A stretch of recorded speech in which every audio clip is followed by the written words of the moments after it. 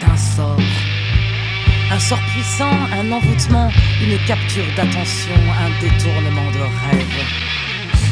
Au commencement du commencement, on vivait bêtes sauvages parmi les bêtes sauvages, indissociés du monde qui nous entourait. On était le monde. Puis le Verbe est né, le Verbe qui nomme le monde et le fait exister à la conscience, le Verbe qui le définit, le structure, le hiérarchise, le limite, nous en sépare, qu'on puisse le voir, l'étudier, le raisonner, cesser d'en avoir peur et lui donner du sens. Le Verbe qui permet à l'élite qui sait le maîtriser d'imposer ses croyances comme seule réalité, une réalité imaginaire. C'est un sort puissant, envoûté par avoir, on oublie qu'on peut être, on se croit séparé. Mais y a son ombre à s'échapper, y a son ombre à continuer, coûte que coûte à se désenvoûter. Y elles inventent, se plantent, réessaient, recommencent, retentent, réessaient, ne lâchent rien, continuent leur chemin, alimentent le rêve et font qu'il ne meurt pas.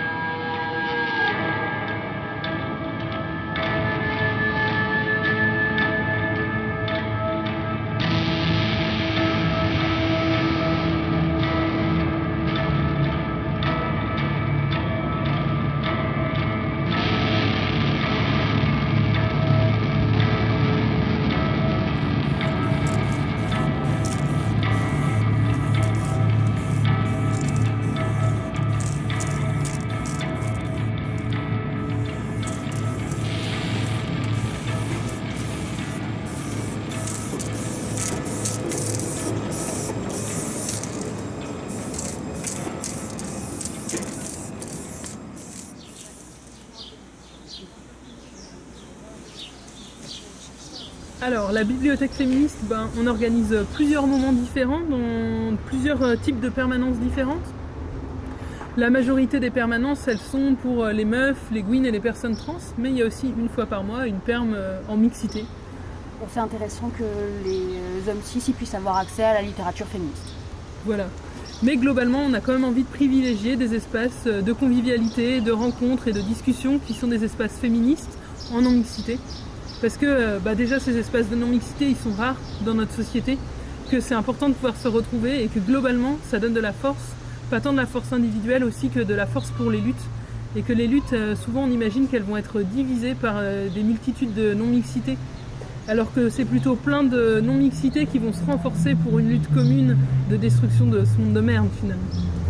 Par exemple, il y a une autre forme de non-mixité à la bibliothèque. Voilà, il y a une troisième permanence qui est la monstrueuse permanence, c'est une fois par mois, et c'est entre gouines, personnes trans, asexuelles, intersexes, pansexuelles, bi, gays, lesbiennes, et personnes en questionnement. Voilà. Et ces permanences-là, elles sont encore plus orientées comme un espace d'analyse et de discussion, parce qu'à chaque fois, on va essayer d'organiser des petites activités pendant la permanence. Ça va être la projection d'un film, l'écoute d'une émission de radio, Un atelier d'écriture. On a fait des badges. Voilà, par exemple. En tout cas, autant de support à la discussion, à l'analyse, à la réflexion collective, de manière plus ou moins formelle, plus ou moins interindividuelle, etc.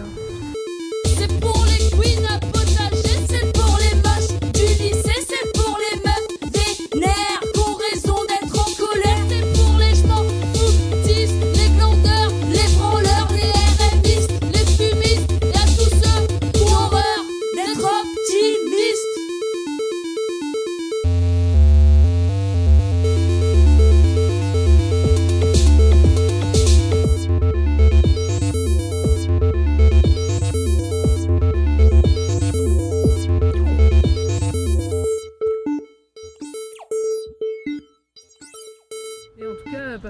c'est hyper important dans ces non-mixités-là de privilégier l'accès à la bibliothèque à des personnes qui sont particulièrement minorisées dans notre société, dans ce cadre d'une société patriarcale et hétérocentrée.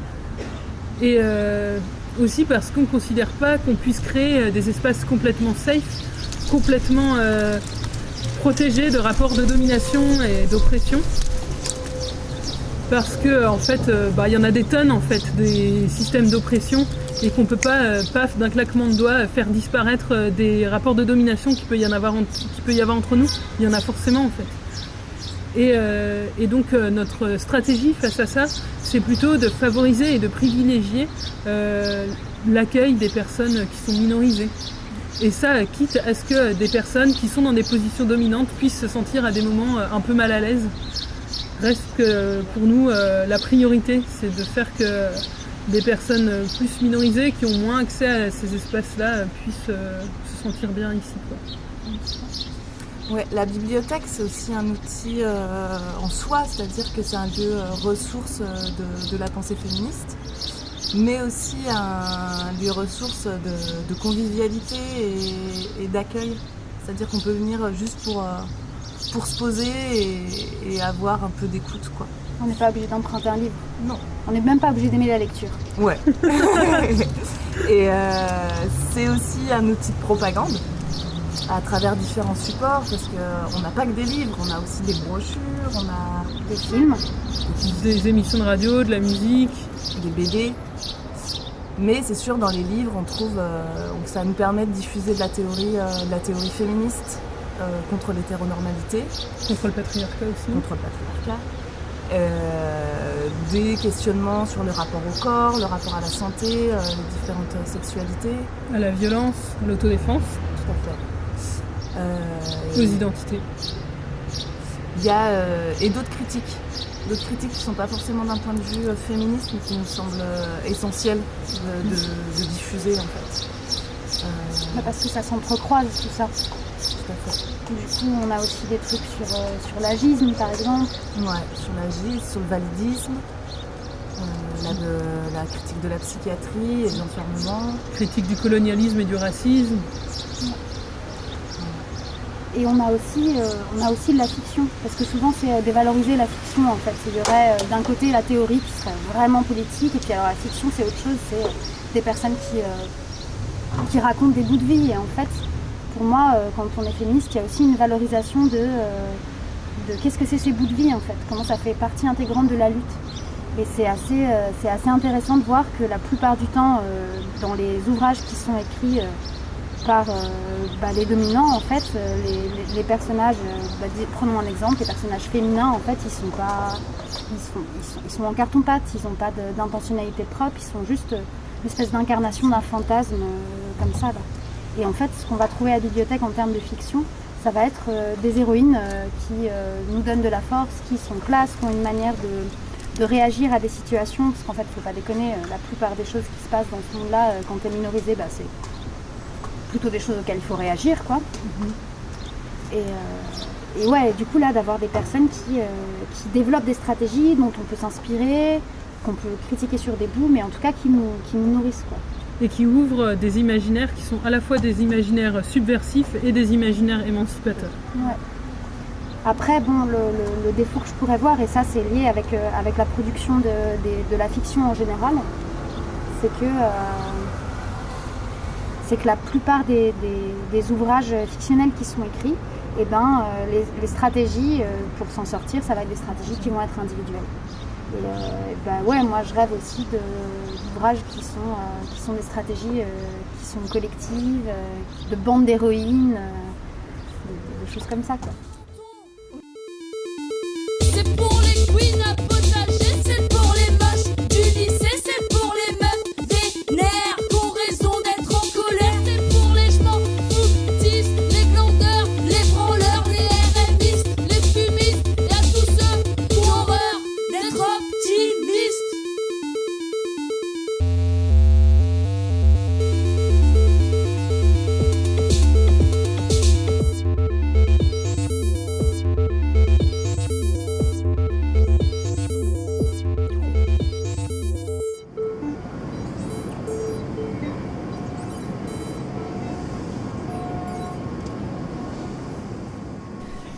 Du coup, on a nommé notre collectif à Clairvoie. Une clairvoie, c'est un petit trou dans un mur pour essayer d'y voir, qui est le nom qu'on a donné à notre brochure. Et ensuite, on s'est appelé Crazy Horde, ce qui est un groupe un peu plus élargi, qui s'est agrandi avec le temps. On s'est intéressé à créer des outils pour redonner une place à l'expression de nos souffrances personnelles, pour essayer de renforcer nos collectifs et s'armer face au système de soins actuel qu'on nous propose. On a débuté notre réflexion à partir d'un texte qui est un décalogue, un texte en 10 points. C'est un texte qui a été écrit par un collectif madrilène. Ce texte traite en gros des questions qu'on peut poser à notre psy lors des entretiens pour retrouver un peu d'horizontalité dans les rapports et arriver avec des billes, ne pas être complètement démuni face à ce médecin. Dans cette logique, on a fait un petit week-end de réflexion autour de cette question sur comment on peut penser le rapport au pouvoir médical, comment on peut s'armer lors de nos rendez-vous avec tous les psys de tous bords, comment se fait la rencontre, à quel moment on a des rendez-vous, est-ce que la personne est présente ou nous fait seulement une ordonnance, est-ce qu'on a des espaces de parole, comment on s'exprime, toutes ces questions en fait sur le contexte de pouvoir médical. Après, on a essayé de réunir sous forme d'annuaire une liste de soignants qui soient pas trop pires et surtout ceux qui sont dangereux. Cet annuaire est basé sur des témoignages d'expérience et des rencontres, parce que c'est intéressant de choisir ses soignants et de pouvoir être actif dans le soin. Ensuite, on est parti en tournée et dans les différents lieux en France où on est allé, on s'est vite rendu compte qu'accéder à une parole intime, c'était pas simple. Comment on peut vider ses tripes en grand groupe quand les grandes gueules et les orateurs professionnels prennent toute la place, c'est pas gagné. On a essayé plusieurs formes d'espaces de discussion du coup et on a trouvé que celle qui était la plus facile d'accès, c'était de faire des petits groupes à 3-4 pour échanger ensemble.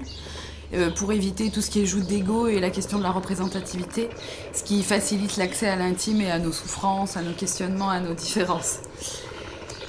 De manière logique, dans les discussions, c'est dégager des groupes non mixtes psychiatrisés qui ont vu le jour, avoir un petit entre-soi où on n'est pas obligé d'expliquer aux gens ce que c'est qu'entendre des voix, vivre des angoisses, prendre des médocs.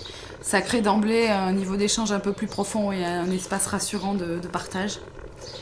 Dans toutes ces rencontres face aux crises des potes dans les collectifs, on s'est posé la question de l'importance de soutenir ceux qui soutiennent, parce qu'au bout d'un moment on s'épuise et on n'y croit plus. De visibiliser les limites de chacun, qu'est-ce que je peux faire pour accompagner le pote et qu'est-ce que je peux pas faire. La nécessité de penser en amont ce qu'on veut quand on pète les plombs, qu'est-ce qu'on veut que les camarades fassent ou qu'est-ce qu'on veut qu'ils ne fassent pas.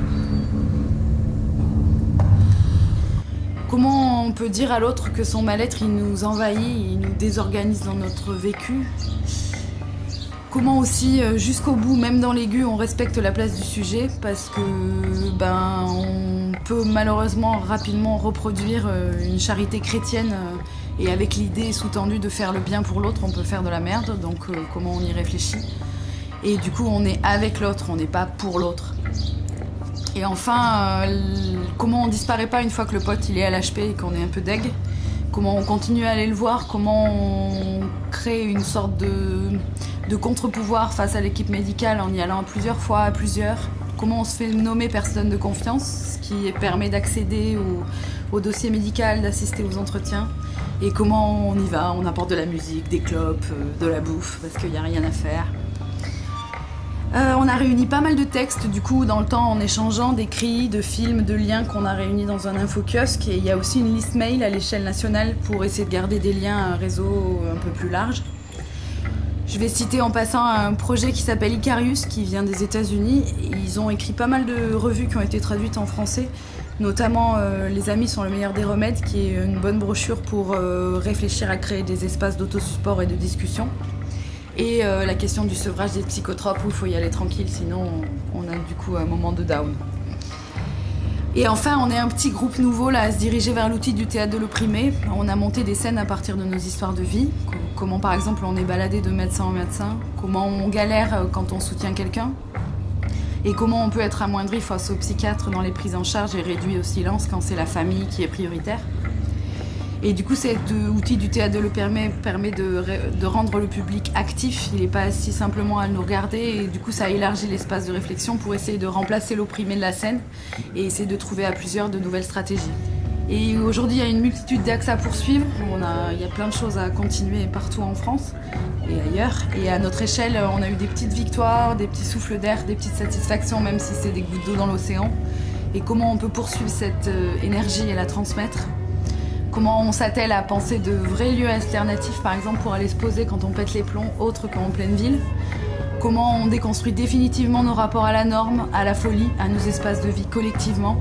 Et comment on sort chacun de nos rôles prédéfinis et on dépasse nos propres limites vers une vraie question de vivre ensemble dans la lutte.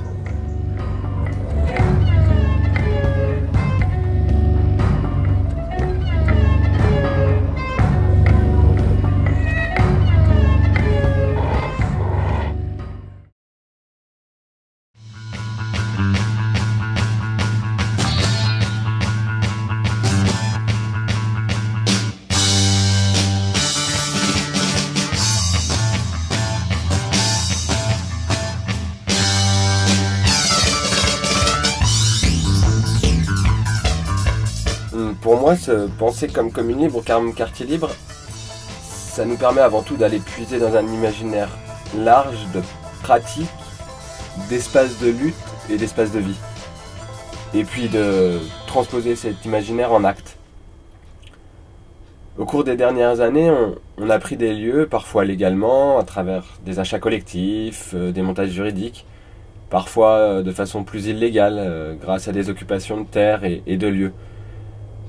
Mais tout ça, ça répond, à mon avis, à une envie et à un besoin d'habiter le monde et de s'ancrer dans des territoires, dans l'idée de les soustraire au pouvoir et aux logiques du monde marchand. C'est des tentatives de construire des espaces à une plus grande échelle que celle peut-être des bulles, des collectifs identitaires, des squats dans lesquels certains ont pu évoluer avant. C'est aussi peut-être une tentative de construire ces espaces au-delà de l'évanescence de mouvements sociaux, de manifs, de grèves, de contre-sommets, sans pour autant les déserter, peut-être même bien au contraire, pour pouvoir les réinvestir grâce aux bases qu'on aura pu construire dans ces espaces, dans ces communes. En fait, ces communes, c'est comme essayer, tenter des dynamiques collectives et les vivre ici et maintenant. C'est peut-être l'opportunité d'esquisser le monde que l'on veut, ou que l'on aimerait. C'est avant tout, en fait, pour moi, un lieu d'organisation pour recréer notre autonomie. S'emparer des questions desquelles on a complètement été dépossédé, comme comment on s'alimente, comment on se soigne, comment on gère les embrouilles, les conflits, comment on s'organise ensemble, comment on partage le savoir, on en acquiert d'autres, comment on se défend aussi dans un monde hostile, comment on vit, on lutte tout simplement. Alors, peut-être c'est pas si loin de termes tels que ceux de la production, de la santé, de la justice, de l'éducation, de l'hébergement. Tous ces termes qui pour nous ont quelque part perdu du sens et qui correspondent pas trop à nos réalités, mais quelque part c'est aussi se réapproprier tous ces pans de la vie là qu'on a cherché à nous déposséder. Alors évidemment dans les expériences de communes, je pense qu'il s'agit pas de tout planifier ou d'ériger des modèles, plus simplement d'entrevoir d'autres formes d'organisation collective et émancipatrice et de les mettre en œuvre. Et puis la commune, même si elle vise à s'organiser autour d'elle et qu'elle émane d'une nécessité de se soustraire au monde, qu'elle définit ses propres modes de fonctionnement, qui peuvent être internes ou variés d'une commune à l'autre, eh ben elle a quand même, pour moi, elle doit avoir l'objectif de s'ouvrir à d'autres réalités. Et il faut absolument pas qu'elle devienne un oasis fermé qui fonctionnerait en vase clos.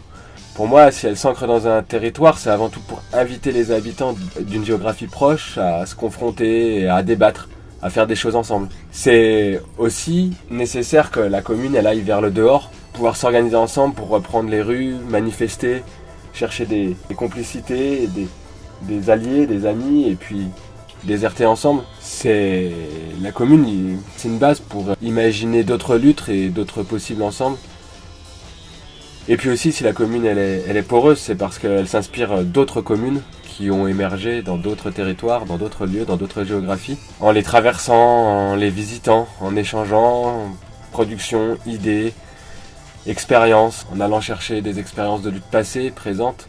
À mon sens, c'est en renforçant ces liens, en les multipliant aussi, en faisant vivre cette porosité, qu'on pourra s'inspirer mutuellement et peut-être reprendre possession de nos vies.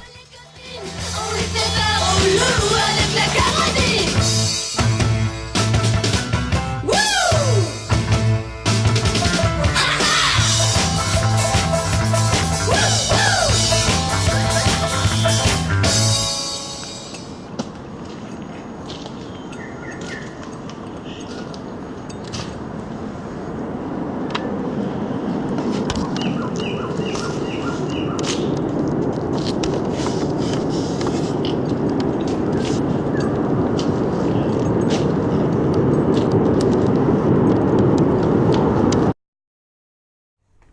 Sortir des murs, effectivement, affirmer une présence en ville, faire des choses folles.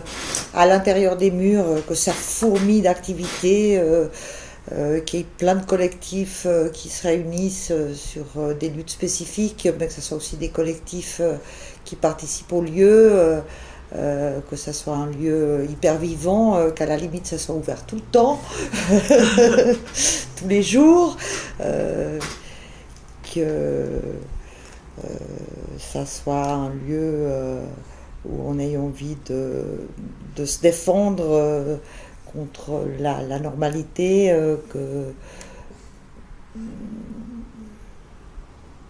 qu'on ne soit pas cantonné là-dedans en satisfaisant d'un petit lieu tranquille où on peut faire ce qu'on veut, mais que ça soit un changement dans toutes nos vies. Une espèce de débordement aussi, où, justement au niveau des collectifs aussi, mais que tu aies une plateforme de lien aussi avec toutes ces luttes spécifiques qui, quelque part, en fait, restent dans leur spécificité, là, des fois. Hein. Et puis, pouvoir lier ça, en fait, d'arriver à communiquer suffisamment avec les gens pour justement pas te prendre la tête quand tu as envie de faire une soirée non mixte, d'essayer de vraiment pouvoir avoir ce genre de débat, discussion, et puis pas de généraliser tout, ni d'aplatir tout en disant on est tous d'accord, mais de vraiment avoir cet espace de parole et de présence pour en discuter, puis pour vraiment pouvoir avancer dedans et pas rester justement dans le petit truc. C'est un lieu aussi de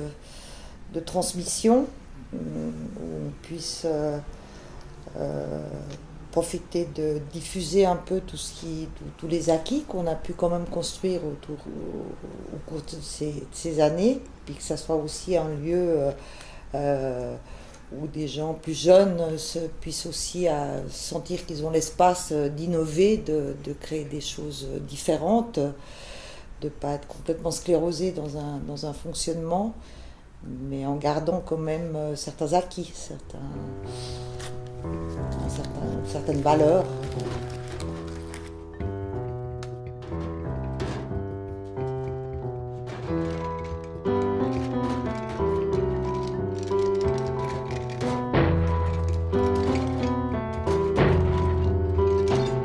Je suis né mec blanc, dans la classe des dominants. Je suis pas à plaindre sans cesseur et de demander des dommagements. Je vais pas rester le bec dans l'eau, la rage me démange tant. C'est bien seul que doit s'initier mon déménagement. Au commencement, je cherchais à comprendre comment ce monde en sang réduisait nos vies en cendres, laissant la justice à ceux qui poussent les gens à se pendre, à se vendre, c'est prendre du pouvoir, l'accaparer ou en dépendre. J'ai cherché dans notre histoire, décortiquer nos quotidiens pour trouver la source de ce pouvoir devenu tyran assassin, plus vieux que la puissance du capital, au-delà des religions. J'ai trouvé le patriarcat, premier maître des dominations. L'illumination et douloureuse remise en question, en constatant que du mal dominant j'étais l'incarnation. Dans les rapports de séduction, dans le rôle du protecteur, dans ma virilité, dans ma difficulté à ouvrir mon cœur. Des clics révélateurs me rapprochant du féminisme, des clics et des livres, mais d'attraquer les... Qu'est-ce qui est pathologique, quelqu'un aurait dit par exemple, qu'est-ce qui... Enfin, cette question de la norme, elle va tout de suite avec l'idée de redresser quelque chose, ou l'idée de qu'est-ce qui dévie. En fait, quand il y a une norme, il y a toujours une déviance.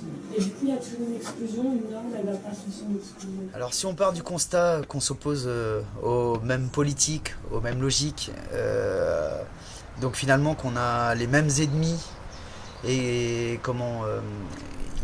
et qu'on part du constat parallèlement qu'il y a une pluralité de pratiques et d'approches qui abondent dans un sens commun, et pour s'opposer justement à ces mêmes ennemis, il est une nécessité d'un pluralisme libertaire, qui pour moi n'est pas un problème, mais plutôt une réalité et plutôt une force. Et à travers la diversité des tendances, des bandes, des groupes, des microcosmes, des pratiques, à la ville ou à la campagne, qui mutuellement s'efforcent de relier critique sociale et émancipation individuelle et collective, qui noue un dialogue entre expérience militante et outil intellectuel. C'est ce qui nous aidera à mettre en place quelque chose de conséquent pour les fondements du capitalisme et d'une société émancipatrice. Pour moi, avoir multiplié les micro-résistances et les relier les unes entre elles pour avoir une vision plus globale du monde, où les gens luttent sur la question du travail, de la santé, de la nourriture, de l'éducation et tout un tas de choses pour une justice et une égalité sociale, pour les bases d'un autre monde, d'un autre futur, le pluralisme a tout son intérêt. Et en fait, il est forcé de constater que les communautés libertaires anarchistes sont forcément diverses, plurielles et changeantes, et c'est pas facile, enfin c'est assez difficile d'en faire la synthèse. On aurait une tendance des fois plutôt à s'affaiblir dans nos milieux, dans des multiples conflits, dans des multiples embrouilles. Et on a tout intérêt à comprendre l'intérêt de cette force et de cette diversité. Et, je pense que préserver une certaine cordialité, une certaine entraide entre tout le monde, du moins essayer de se comprendre et ne pas en fait se mettre des bâtons dans les roues et aller dans un sens dans un sens commun, c'est hyper important. Et je trouve que c'est important de ne pas confondre radicalité avec sectarisme et fermeture d'esprit. C'est possible d'avoir une vision élastique, de garder une vision d'ensemble intégrant les différentes composantes. Et, par exemple, l'année dernière, à Rennes, il y a eu le squat de la Boîte Noire qui était intéressant parce que ça intégrait des gens de différentes générations, de différents groupes, bandes, tendances. Il y a eu plein de soirées de soutien pour à peu près toutes les luttes qu'on avait envie de soutenir. Ça a permis aux gens de se retrouver, de se rencontrer, de mettre des choses en place. Faire découvrir ces idées-là à d'autres gens qui ne sont pas dans ces milieux-là, de pallier à un manque cruel de lieux, de rencontres, de liens sociaux et de retrouvailles. Et tout cet ensemble, c'est ce qui permet en fait de créer une force, du moins au niveau local. Mais si on le voit à une échelle globale et mondiale, on sait que cet ensemble de micro-résistances, c'est déjà la base d'un autre monde.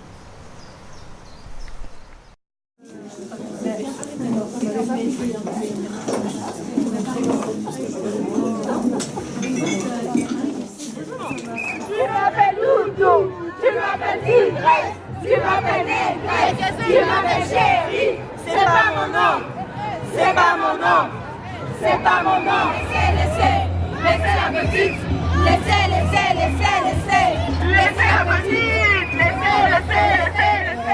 Alors actuellement, il y a une polémique sur un festival qui va avoir lieu fin juillet, prochainement, un festival organisé par un collectif afroféministe qui s'appelle Moissy, et c'est un festival où il y aura des espaces en non-mixité femmes noires, en non-mixité racisée, et des espaces ouverts à tous. Et là, la polémique qui a enflé, c'était sur le fait que ça s'est transformé, que ça devenait un festival anti-blanc, un festival communautariste, raciste à l'envers, etc. Et en fait, il y a un truc assez compliqué là-dedans sur le fait que pour des événements qui sont faits par des personnes qui subissent habituellement des discriminations, que ce soit lié à l'histoire de l'esclavage, du colonialisme, et encore actuellement avec plein de plafonds de verre pour accéder à différentes choses. En premier lieu, le travail, le logement, etc. Et puis toutes les micro-agressions qu'il y a aussi à côté, les stéréotypes et tout. Donc quand ces groupes-là se réunissent, choisissent de pouvoir discuter de choses qui les concernent, de se solidariser, de se donner des éléments de réflexion, etc., là ça pose problème.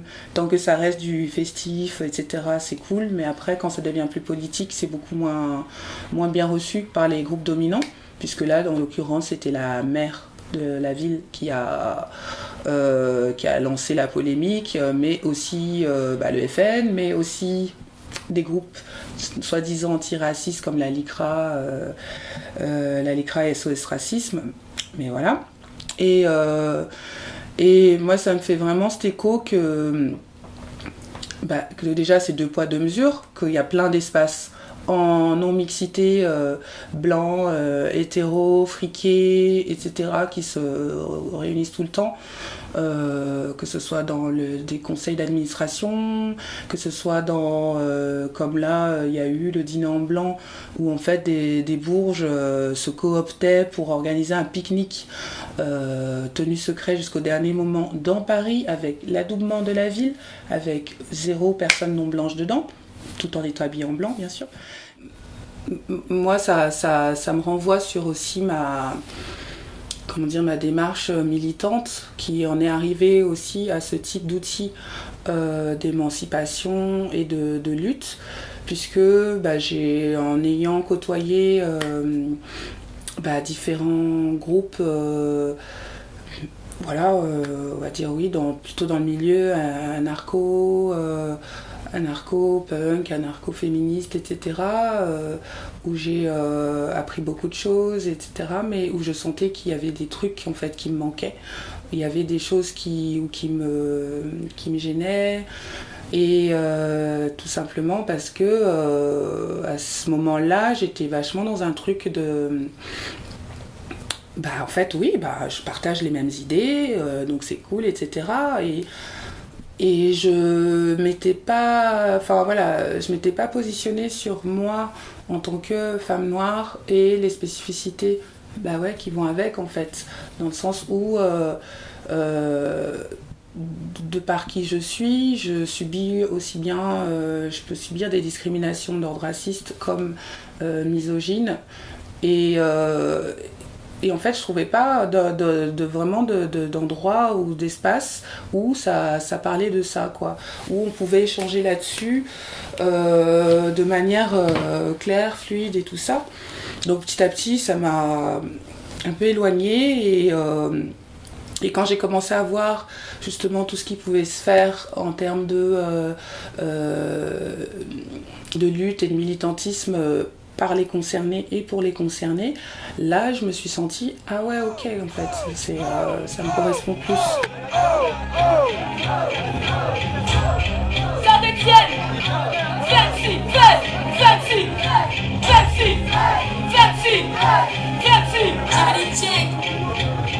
on m'a dit garder reste authentique, me montre pas au pas sinon on tombe du lit. Garde la tête froide, bosse la radier, ton cœur écrit les textes, faut arrêter ton train de la radier.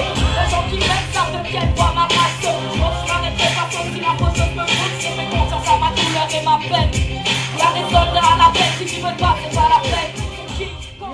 Là, j'ai beaucoup plus trouvé des espaces, déjà à titre personnel, parce que ça m'a permis aussi de me réapproprier mon histoire aussi en tant qu'afro-descendante, donc mes racines, mes origines, d'affirmer mon identité en tant que telle, de sortir aussi de ce carcan de la norme du corps, toujours comparé à un corps blanc, etc. Donc de me réapproprier des codes, et aussi, bien sûr, dans la réflexion, avec des concepts que jusque-là je ne connaissais pas et qui me permettent de comprendre au quotidien les agressions, grandes ou plus petites, on va dire, si on doit comparer, qui sont souvent là, avec tous les clichés aussi qui vont avec, et donc notamment par exemple le color blindness, le whitewashing, le blackface, l'appropriation culturelle, en fait tous ces éléments qui étaient compliqués et qui là maintenant sont plus clairs, et aussi il y a de plus en plus de blogueuses ou de personnes qui sont dans ces réflexions, notamment comme le blog de Joao, la Kitambala agitée, Amandine Gay qui a fait un super film là aussi, Ouvrir la voie,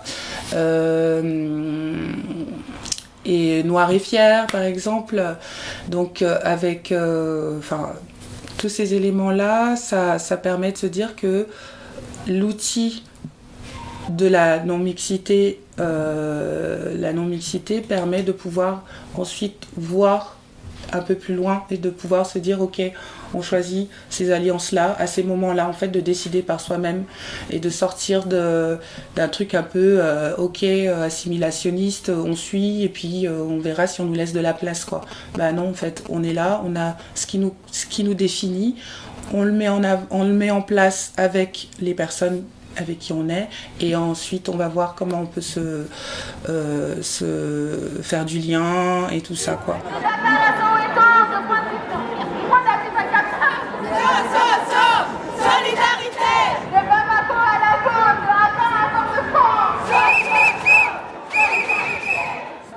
Moi je me vois pas venir réclamer de rentrer dans un espace, je sais pas, par exemple LGBT qui aurait envie de se regrouper pour parler de certaines choses en disant bah ouais mais moi aussi j'ai envie de venir, etc. En fait c'est savoir se situer dans ce qu'on dans ce qui nous concerne, et ensuite si c'est possible, si on a envie, si en face c'est possible aussi, de s'allier.